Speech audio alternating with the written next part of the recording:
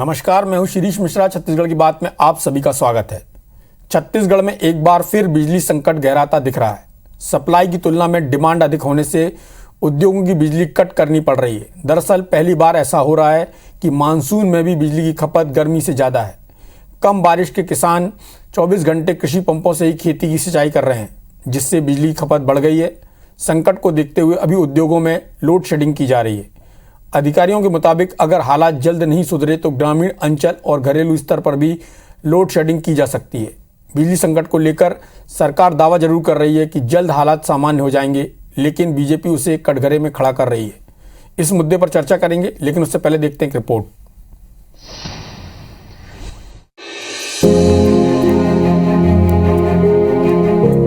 बिजली के मामले में सरप्लस राज्य का तमगा रखने वाले छत्तीसगढ़ में बिजली संकट के हालात बन रहे हैं। दरअसल इस साल बारिश नहीं होने से प्रदेश में बिजली की मांग में बढ़ोतरी हुई है। आंकड़ों के मुताबिक अगस्त सितंबर से प्रदेश में औसत डिमांड पूरे प्रदेश में लगभग 4000 मेगावाट की रहती थी, मगर मानसून की बेरुखी की वजह से ये मांग 4700 मेगावाट तक पहुँच गयी। प्रदेश के DSPM यानी कि doctor Shyama Prasad Mukherjee thermal power station से 400 megawatt, Korba super thermal power station से 900 और मडवा से 650 मेगावाट बिजली मिल रही है। इसी तरह सेंट्रल पूल से 2000 और प्राइवेट बायोमास से 300 मेगावाट बिजली की आपूर्ति हो रही है, जबकि 400 मेगावाट की बिजली दूसरे राज्यों से ली जा रही है। अधिकारियों के मुताबिक डिमांड और सप्लाई को मेंटेन करने के लिए उद्योगों में लोड शेडिंग की जा रही है, और यदि कमी पड़ती है तो लोड शेडिंग थोड़ी हो रही है। अभी पिछले 2-3 दिन से आप देख रहे हैं कि इंडस्ट्री में लोड शेडिंग हो रही है। दूसरा, एक तो खैर ठीक है कि ये प्रॉब्लम है, दूसरा ये है कि हम बाहर से बिजली नहीं ले पा रहे हैं। उद्योगों में लोड शेडिंग करने से उद्योगपति वर्ग नाराज हो रहा है। इस बात को लेकर उन्होंने बिजली कंपनी के अधिकारियों के साथ बैठक करके मांग की है। उद्योगपतियों के मुताबिक पीक आवर में लोड शेडिंग न की जाए, जो उद्योग इंडस्ट्री के लिए बेहतर होगा। लोड शेडिंग होने से हम अपना उत्पादन जो है वो रेगुलर नहीं चला पा रहे हैं, तो हमारी जो मांग है CSPDCL से और ट्रांसमिशन से कि हमको जो भी पावर दी जाए वो रेगुलर पावर दी जानी चाहिए और एक योजनागत तरीके से पावर कट किया जाना चाहिए, लोड शेडिंग की जानी। कम बारिश की वजह से किसान पंपों के जरिए ही अपने खेतों में सिंचाई कर रहे हैं, जिसकी वजह से बिजली खपत लगातार बढ़ रही है और आने वाले दिनों में जल्द बारिश नहीं हुई तो स्थिति और गंभीर हो सकती है। बिजली कटौती की एक बड़ी वजह कोयला की कमी भी है। सरकार के 3 पावर प्लांटों में 3 से 4 दिन का ही कोयले का स्टॉक बचा है। कोरबा वेस्ट और DSPM में 3 और मडवा में 4 दिन का ही कोयला शेष बचा है। बिजली कंपनी के अधिकारियों के मुताबिक अगर आने वाले समय में पानी नहीं गिरा और डिमांड बढ़ती गई तो फिर उद्योगों के साथ साथ ग्रामीण अंचल में और घरेलू सेक्टर में भी लोड शेडिंग की नौबत आ सकती है। तो इंडस्ट्रियल में हमको रिलीफ मिलता है, इसलिए अभी इंडस्ट्रियल ही को ही ले रहा है। उसके अलावा अभी कभी गाँव को अभी नहीं लिया है। पंप वाले जो लोड है उसी को पंप को काट रहे हैं, जिससे अपने को रिलीफ मिलता है। बाकी अभी किसी गाँव को भी काट नहीं है। कृषि मंत्री रविंद्र चौबे भी मानते हैं कि किसानों को अभी बिजली की जरूरत ज्यादा पड़ रही है। खंड वर्षा के कारण किसान पंपों से सिंचाई करने को मजबूर हैं। हालांकि वो ये भी कह रहे हैं कि बिजली का संकट जल्द दूर हो जाएगा। इधर बीजेपी आरोप लगा रही है कि सरकार के सारे दावे खोखले साबित हो रहे हैं। बिजली कटौती से न केवल उद्योगों की उत्पादन क्षमता घट रही है, बल्कि प्रदेश के किसान भी परेशान हैं। थोड़ी सी लोड सेटिंग हो रहा है, उसको हम लोग स्वीकार कर रहे हैं। लोड बढ़ा हुआ है, किसानों के पंप चालू है, खंड वृष्टि है, किसानों को फसल में सिंचाई करना है, इसलिए अभी ये परिस्थितियां हैं। लेकिन जैसी वर्षा हो जाएगी, मैं समझता हूँ ये परिस्थितियां दूर हो जाएंगी। जो बिजली सप्लाई प्रॉपर होना चाहिए उसमें अघोषित कटौती प्रारंभ हो गई है। इससे उद्योग जगत पूरे परेशान है। अकाल की स्थिति निर्मित हो रही है, लेकिन इस अकाल की स्थिति में जहां किसानों को 24 घंटा बिजली चाहिए, वहां पर बमुश्किल 7 घंटा, 8 घंटा, 9 घंटा बिजली मिल रही है। इससे किसान बहुत परेशान हैं।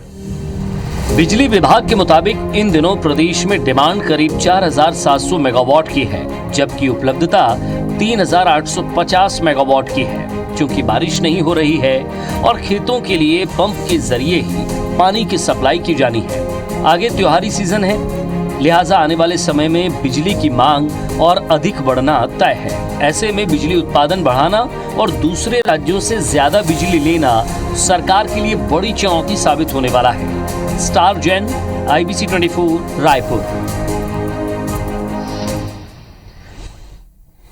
अभी कोरोना काल से सरकार जूझ ही रही थी कि ये नया संकट खड़ा होता दिखाई दे रहा है।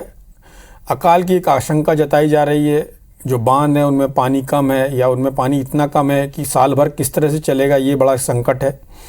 अगस्त खत्म होने को आ गया है। सरकार के सामने बड़ी चुनौती है दो सेक्टर के बीच में एक फाइन बैलेंस बिठाना कि किस तरह से उद्योगों और किस तरह से किसानों दोनों को संतुष्ट किया जा सके। इस बीच राजनीति है कि आरोप प्रत्यारोप दोनों तरफ से लगते हैं और ये हालात सिर्फ छत्तीसगढ़ के नहीं हैं, पड़ोसी राज्य मध्य प्रदेश के भी हैं, जहां भारतीय जनता पार्टी की सरकार है और वहां पर कांग्रेस हमलावर है। सारे मुद्दे पर चर्चा करेंगे कि ये पावर कट से किसको नुकसान हो रहा है, कितना नुकसान हो रहा है और इसकी भरपाई कैसे होगी। और यदि जैसी स्थिति बताई जा रही है, यदि पानी बहुत दिन तक नहीं गिरा तो फिर ग्रामीण क्षेत्रों में और शहरों में भी बिजली कटौती का सामना करना पड़ सकता है। इसका मतलब ये है कि आने वाला समय बहुत कठिन होने वाला है।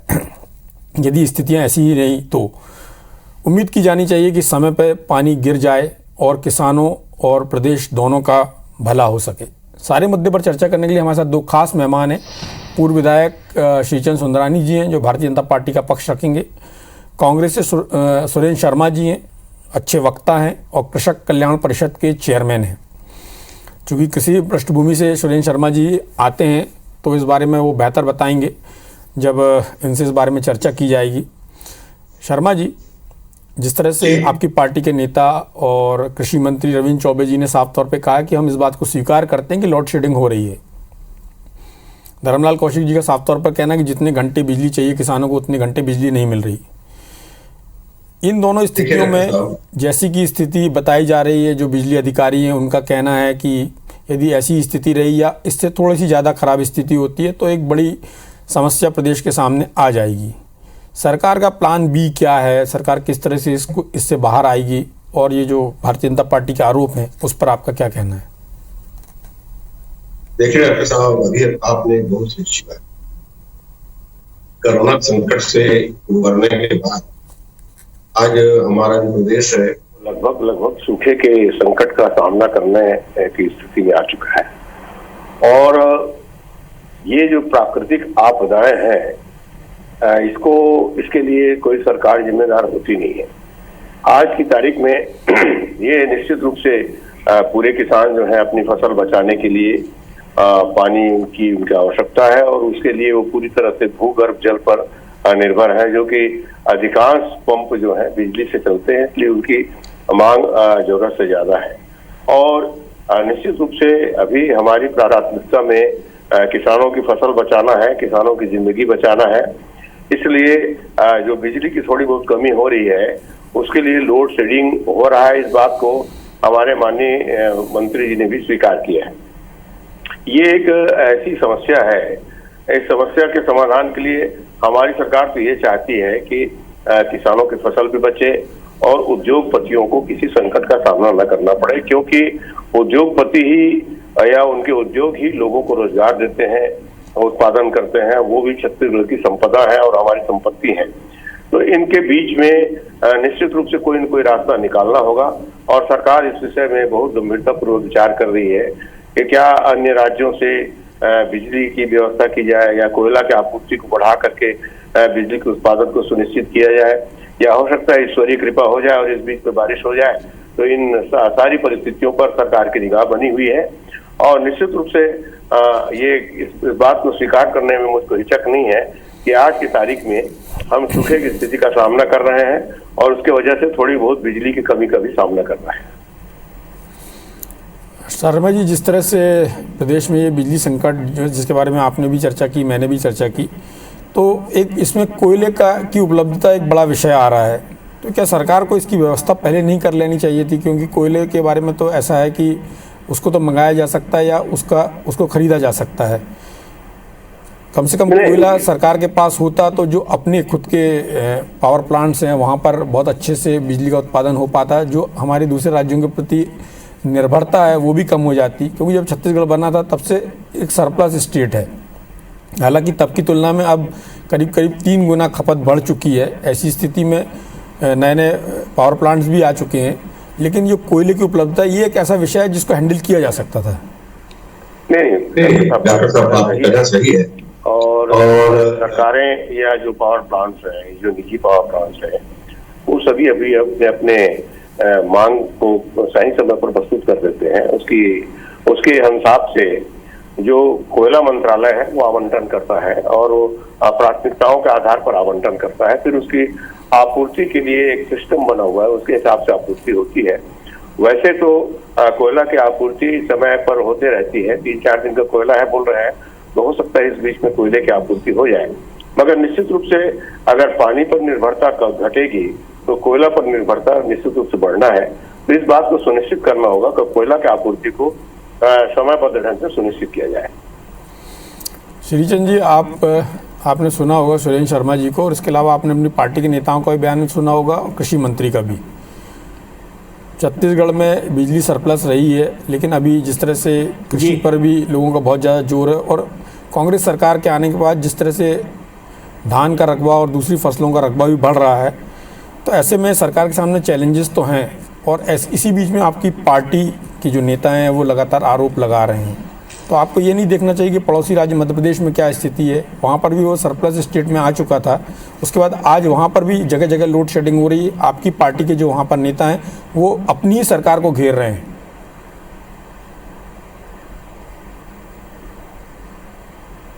देखिए डॉक्टर सिरी जी, सबसे पहले तो मैं आदरणीय सुरेंद्र शर्मा जी को धन्यवाद दूंगा कि पहली बार किसी डिबेट में मोदी जी के नाम का उल्लेख नहीं किया। नहीं तो कांग्रेस के जितने भी प्रवक्ता हैं हर मामले में मोदी जी को कोसने का काम करते हैं। बिजली का संकट उस राज्य में जहां पे बिजली सरप्लस, अन्य राज्यों को हम बिजली देते रहे हैं। मध्य प्रदेश से तुलना नहीं की जा सकती डॉक्टर सिरी जी। मध्य प्रदेश बिजली के मामले में छत्तीसगढ़ से बहुत पीछे रहा है। अगर वहां पे कटौती है तो संभव है, अब नहीं है पीछे, क्योंकि वहां पे उतनी सरप्लस स्थिति नहीं थी। हम तो तेलंगाना जैसे राज्य को भी यहां से बिजली दे रहे हैं, और ऐसी स्थिति में किसानों को बिजली न मिले, उद्योगों को बिजली न मिले, आने वाले दिनों में घरेलू उपभोक्ताओं को बिजली का मार सहना पड़ेगा। 12% बिजली के दर घरेलू उपभोक्ताओं के बढ़ा देने के बाद ये कोयला नहीं अरेंज कर पा रहे हैं। अपने राज्य में कोयले का भंडार है और अभी ये बता रहे हैं 3-4 दिन का कोयला है। भगवान न करे ये कोयला अगर ये अरेंज नहीं कर पाए तो क्या स्थिति निर्मित हो जाएगी। पहले ही सूखे की स्थिति को हम झेल रहे हैं, उस स्थिति में भी अगर कृषक को बिजली नहीं मिलेगी पंप चलाने के लिए, उद्योगों को बिजली नहीं मिलेगी। आप एक उद्योग से कई सारे रोजगार के अवसर होते हैं, मजदूरों को रोजगार मिलता है, ट्रांसपोर्टिंग होती है, खरीदी बिक्री पे कमीशन होता है। ये सारे जो बेरोजगारी का भी एक बड़ा संकट सामने खड़ा हो जाएगा। ट्रांसपोर्ट को काम नहीं मिलेगा, अन्य राज्यों का जो व्यापार होता है जीएसटी में गिरावट आ जाएगी, एक्साइज जीएसटी का भी हमें नुकसान उठाना पड़ेगा। कई सारे नुकसान इस राज्य के सरकार के गलतियों के कारण, कहीं न कहीं लापरवाही के कारण। सबसे बड़ा दुर्भाग्य तो उसी दिन शुरू हो गया जिस दिन यहाँ पे कांग्रेस की सरकार बनी। 2.5 साल में जिस पीड़ा को यहाँ के लोग झेल रहे हैं, अब बिजली संकट आने के बाद मुझे लगता है कि हर वर्ग परेशानी को महसूस करेगा। कैसे खेती किसानी को उभार पाएंगे, कैसे किसानों की स्थिति को संभाल पाएंगे, कैसे बिजली दे पाएंगे उद्योगों को, और फिर इन दो के बाद तीसरा नंबर घरेलू उपभोक्ताओं का। धीरे धीरे वहां भी गांव में ये सुनने को मिल रहा है कि घरेलू उपभोक्ताओं की बिजली भी कटौती होना प्रारंभ हो गया है। धीरे धीरे ये स्थिति कमोबेश शहर में निर्मित होगी, जो ये सरकार संभाल नहीं पा रहे। श्रीचंद जी, आपने बोला सरकार संभाल नहीं पा रही है और ऐसी भयावह स्थिति हो गई है। एक काल्पनिक सवाल है, पहले श्रीचंद सुंदरानी जी राज्य सरकार पर कई तरह की तोहमत लगा रहे थे। श्रीचंद जी, आप कल्पना कीजिए कि यदि आपकी सरकार होती और यही परिस्थिति होती जी, तो आपकी सरकार या आपकी पार्टी किस तरह से निपटती? देखिए डॉक्टर सिरी जी, जब 2003 में भारतीय जनता पार्टी ने सरकार को संभाला था, 2004 लग गया था, तब क्या स्थिति थी छत्तीसगढ़ की। लेकिन 15 साल में हमने सरप्लस बिजली स्टेट, छत्तीसगढ़ पहला राज्य था पूरे देश में जिसके ऊपर निगाहें थी पूरे देश की। बिजली के मामले में हम आत्मनिर्भर हुए। जब तक मध्य प्रदेश के साथ था छत्तीसगढ़, या फिर छत्तीसगढ़ राज्य बनने के बाद 3 साल कांग्रेस की सरकार रही, उस वक्त जो बिजली की स्थिति थी जी, यहाँ पे आपको करेक्ट करना चाहूंगा, जब छत्तीसगढ़ मध्य प्रदेश से अलग हुआ उसके बाद अजीत जोगी जी ने यहाँ पर विद्युत मंडल का अलग से गठन किया, तो छत्तीसगढ़ ऑलरेडी बिजली सरप्लस स्टेट था।